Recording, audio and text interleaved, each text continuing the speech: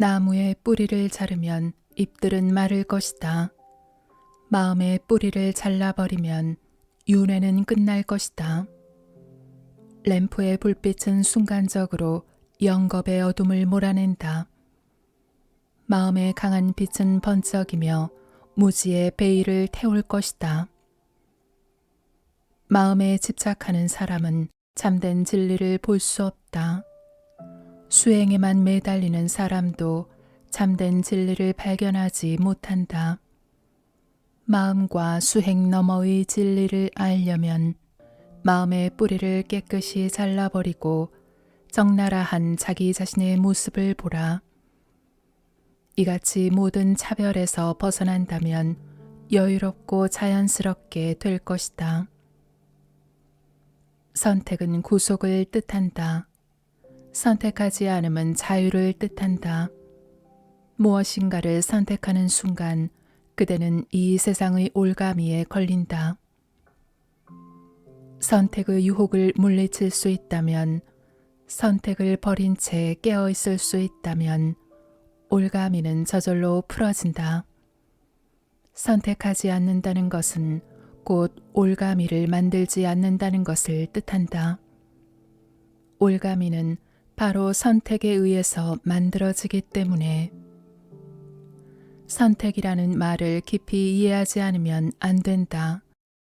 이 선택이라는 말의 이해를 통해서만이 그대 속에 선택하지 않는 것이 넘쳐나오기 때문이다. 어떻게 선택하지 않을 수 있는가?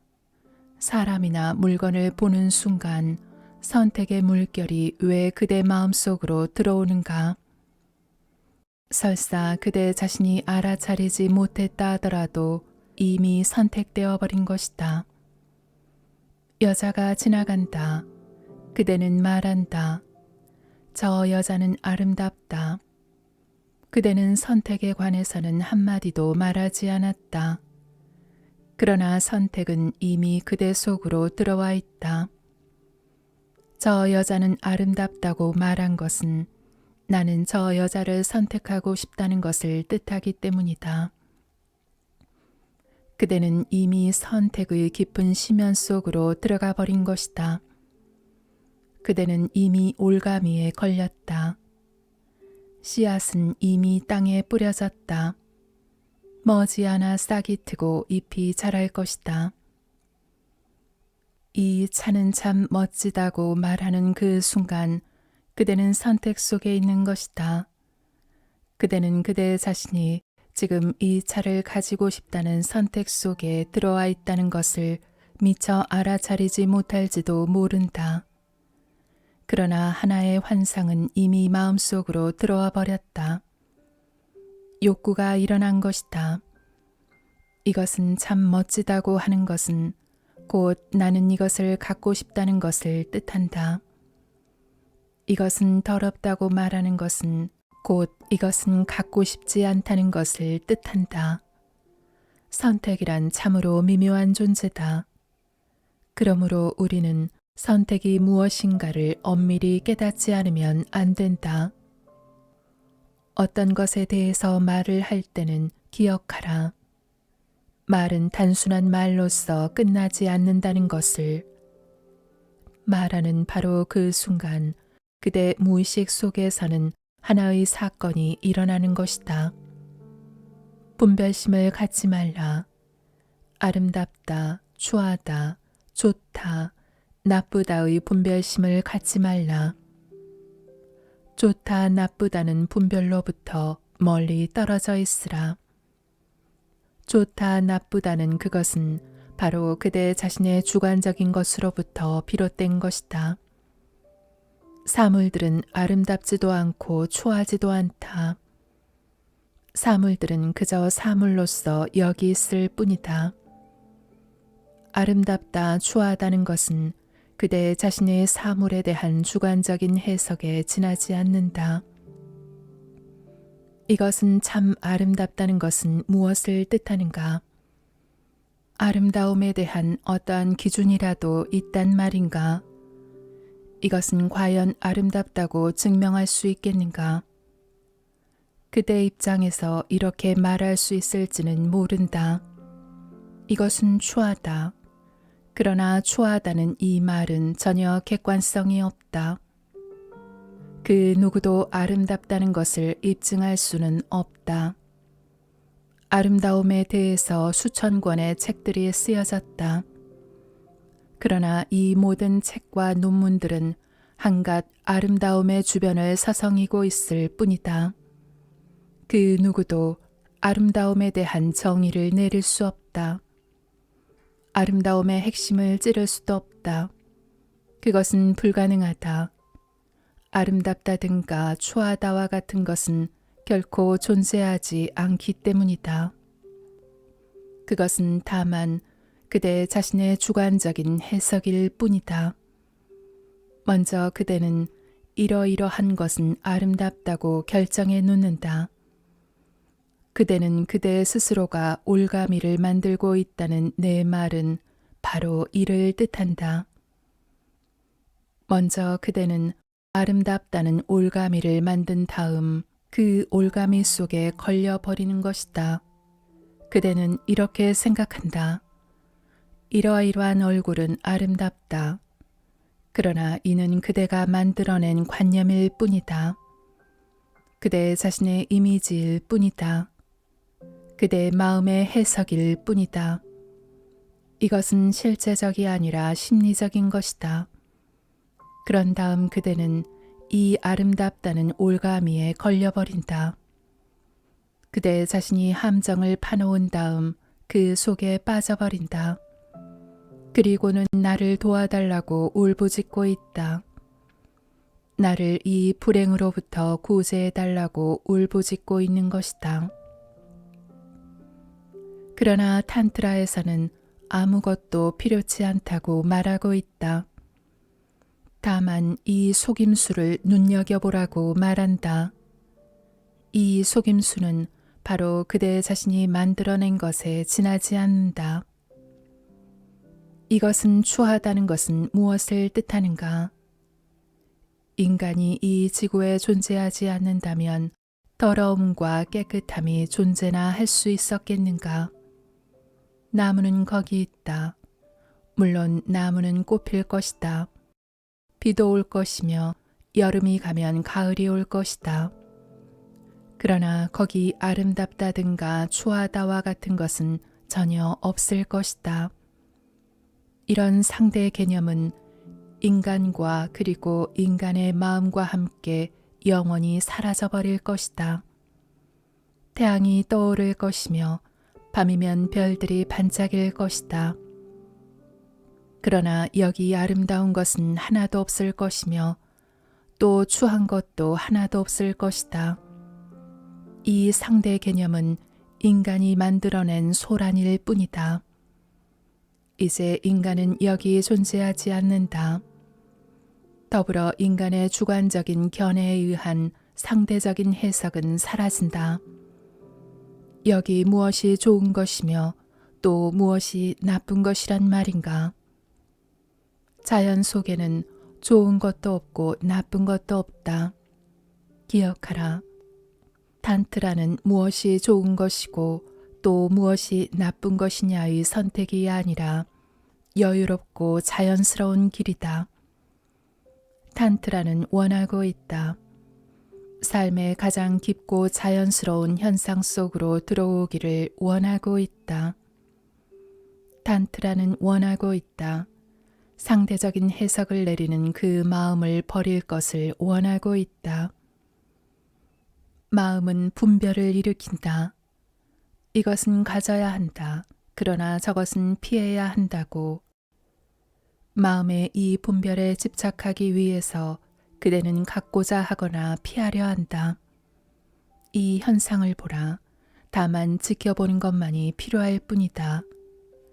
이 이외에는 할 것이 없다. 수행은 필요치 않다. 다만 이 모든 상황을 깨어서 지켜보라. 어떤 것을 아름답다고 말할 때 아름답다고 말하지 말고 나는 저것에게 영향을 받고 있다고 해야 한다. 그것으로서 충분하다. 또 어떤 것을 추하다고 할 경우도 마찬가지다. 추하다 하지 말고 나는 저것을 추하다고 거부하는 거부 그 자체에게 영향을 받고 있다고 해야 한다. 그대는 저항하거나 매혹당한다. 매혹될 때 그것은 아름답다. 거부할 때 그것은 추하다. 그러나 매혹되거나 거부하는 그 자체는 바로 너 자신이다.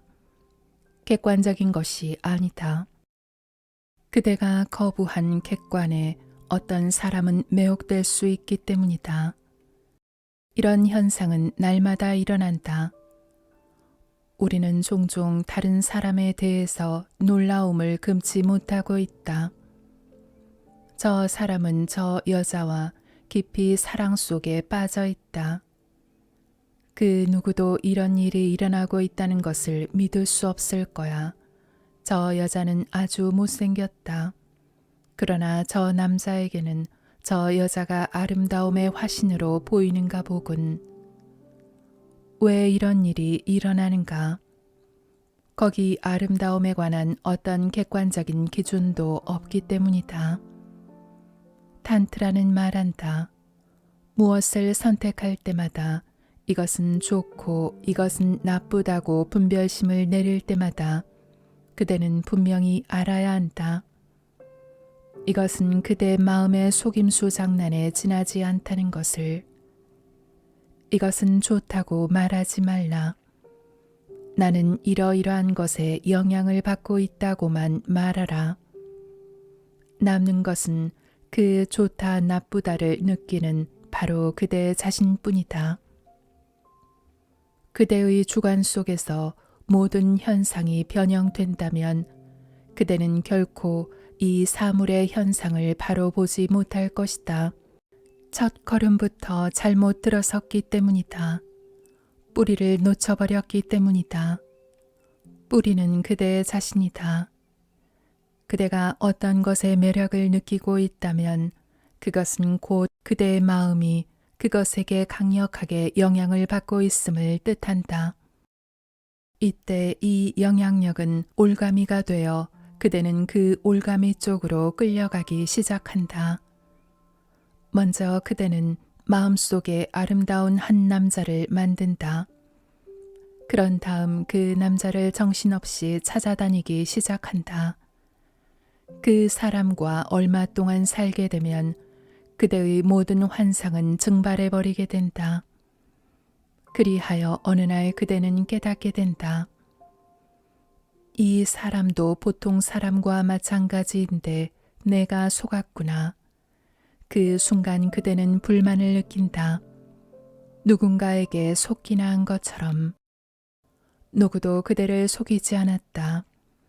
그 사람에게서 사라진 것은 아무것도 없다. 다만 그대 자신의 환상이 증발해버린 것이다. 환상은 지속성이 없기 때문에 그대는 아름다움을 꿈꿀 수는 있다. 그러나 그 아름다움을 오래도록 지속시킬 수는 없다. 환상은 어디까지나 환상일 뿐이기 때문이다. 환상을 영원히 지속시키고자 하는가? 아름다운 여자를 보았을 때 재빨리 그녀로부터 도망가라. 그런 다음 그녀야말로 이 세상에서 가장 아름답다고 기억하라. 그러면 그 환상은 결코 실제와 연결되지 않을 것이다. 환상은 결코 증발하지 않을 것이다. 아름다운 그녀가 그리울 수도 있다. 그러나 결코 그녀에게 접근해서는 안 된다. 실제 접근하면 그럴수록 객관적인 그 실체는 실체 그 자체의 모습을 드러내게 된다.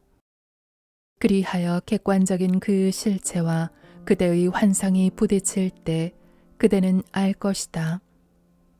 무엇이 부서져 버리는가를, 무엇이 산산조각 부서져 버리는가를. 바로 그대 자신의 환영이다. 객관적인 실제는 결코 부서지지 않는다. 이것이 상황이다. 탄트라는 말한다. 깨어있으라. 그 누구도 그대를 속이지 않는다. 그대를 속이는 것은 바로 그대 자신이다. 그녀는 그녀 주위에 그녀 스스로 아름다움의 환상을 만들지 않는다. 그녀 주위에 아름다움의 환상을 만드는 것은 바로 그대 자신이다. 그런 다음 그대는 생각한다. 그녀는 참 아름답다.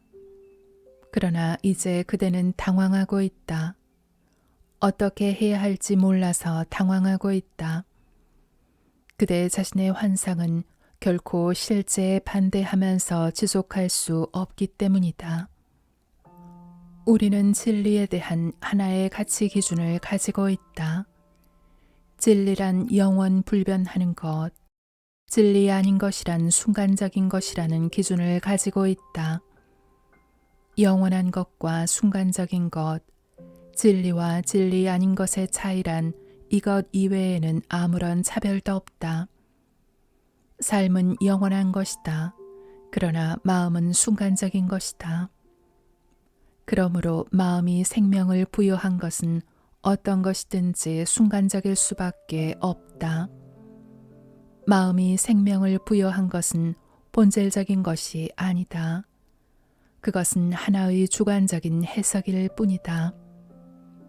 주관적으로 해석이 끝났을 때 마음은 이미 변해버렸다.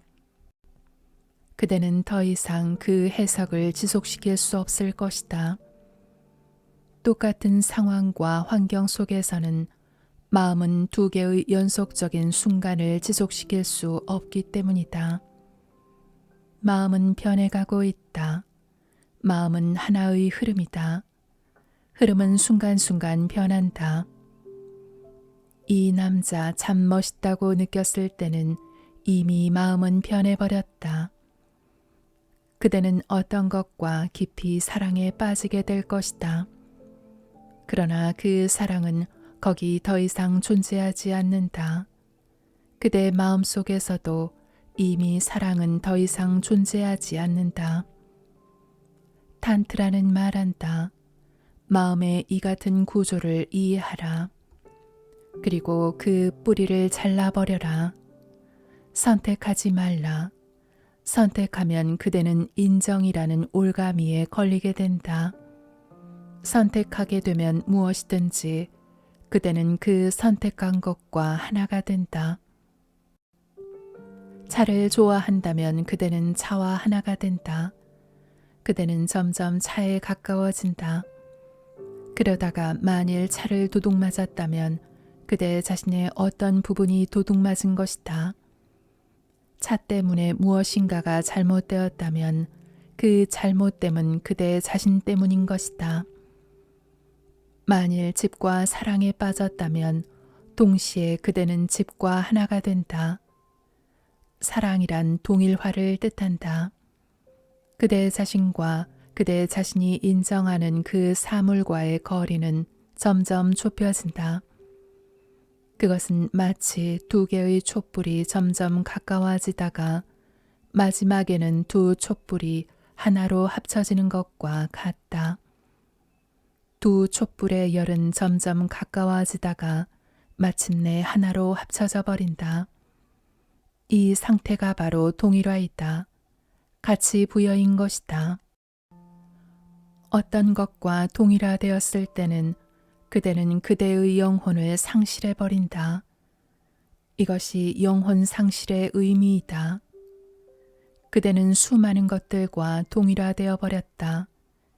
그리하여 마침내는 이 모든 것들이 그대의 존재의 일부분이 되어버린 것이다. 선택은 가치 부여를 낳는다. 가치 부여는 잠의 최면술적인 상태를 부른다. 고제프는 그의 제자들에게 오직 한 가지만을 가르쳤다. 어떤 것에도 가치를 부여하지 말라는 이 한 가지만을 가르쳤다. 그의 모든 교육법과 명상법 그리고 이론 체계는 바로 여기에 근거를 두고 있다. 그대는 울고 있다. 울 때는 우는 그 자체와 하나가 된다. 거기 그 누구도 그대의 우는 것을 보는 자가 없다. 이를 깨달으라. 그대는 울고 있는 그 상태 속에서 자신을 상실해 버린다. 이제 그대는 붉게 충혈된 눈과 하나가 된다. 구제프는 그것 울고 있는 것에 같이 부여를 하지 말라는 말을 다음과 같이 바꿔 말하고 있다. 울라, 마음껏 울어라. 우는 것은 하나도 나쁘지 않다. 그러나 그 속에 빠지지 말고 그 옆에 서서 우는 그 자체를 주시하라.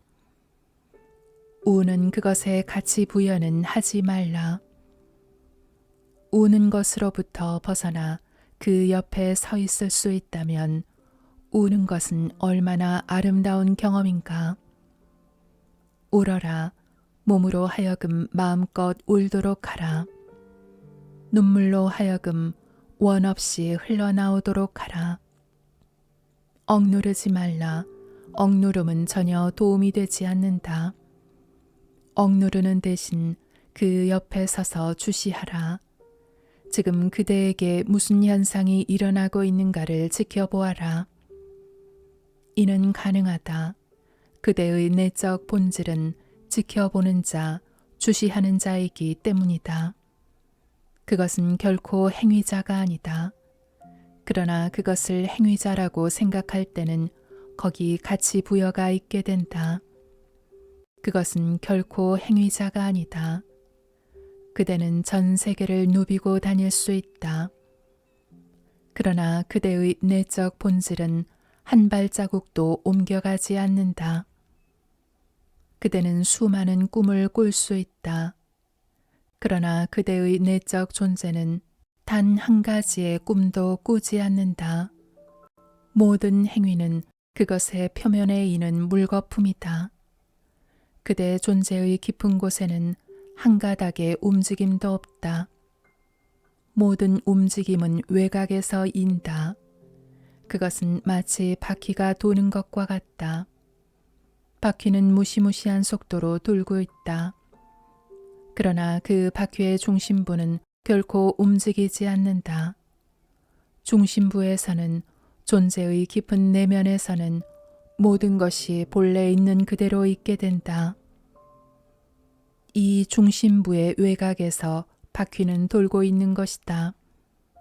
움직임은, 행위의 파도는 일고 있는 것이다.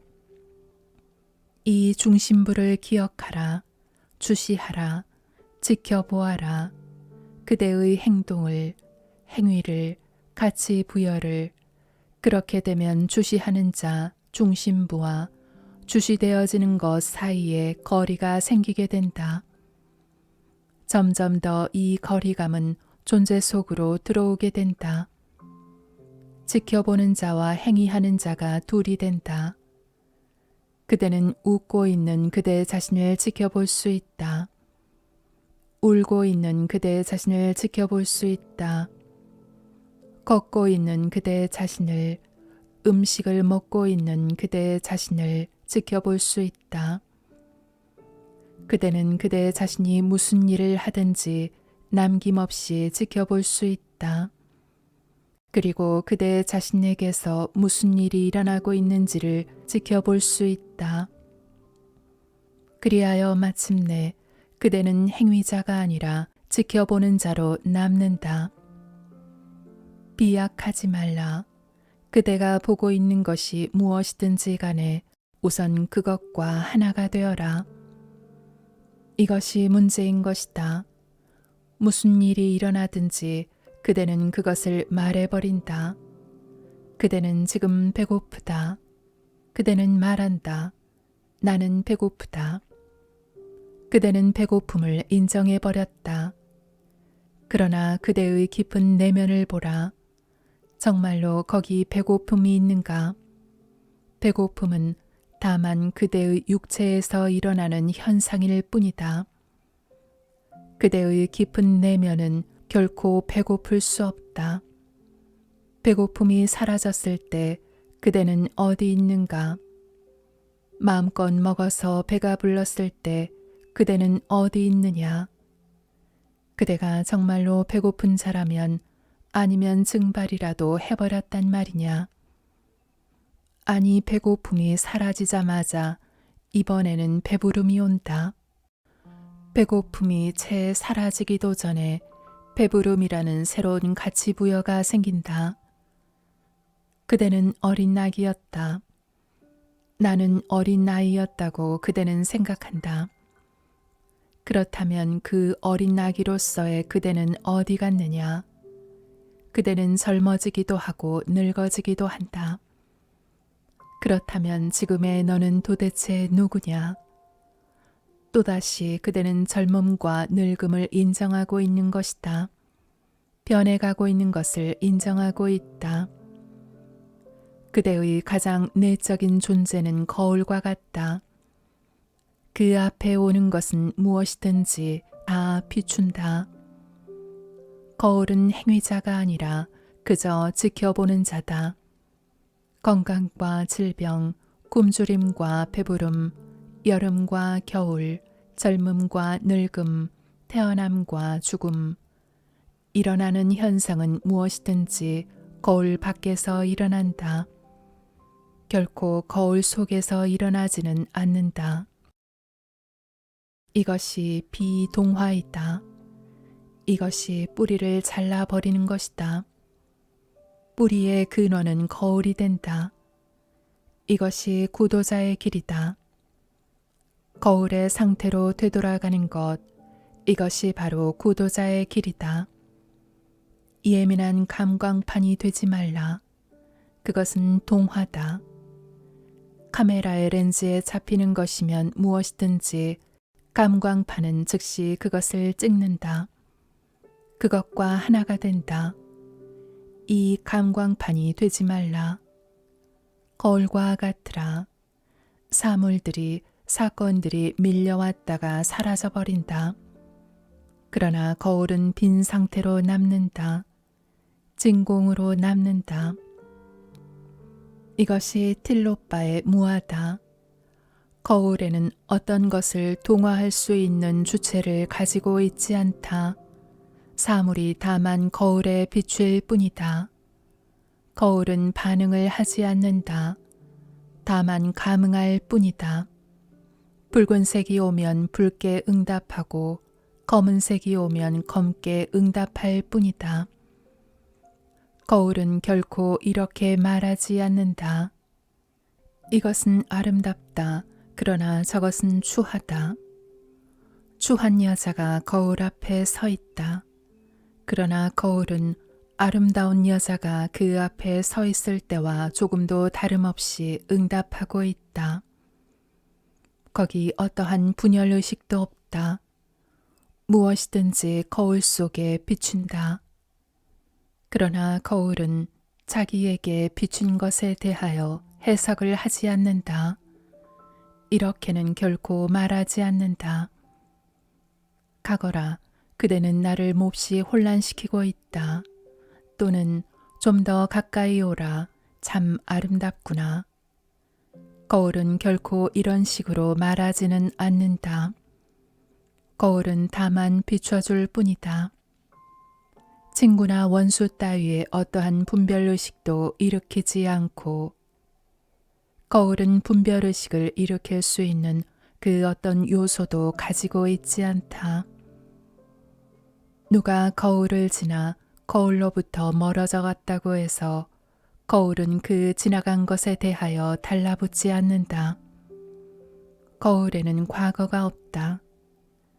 거울은 결코 그대의 모습을 좀 더 머물러 달라고 달라붙지 않는다.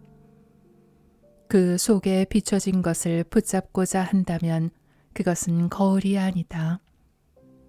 상황이 지나가면, 사물이 지나가 버리면 거울의 비춤도 가버린다.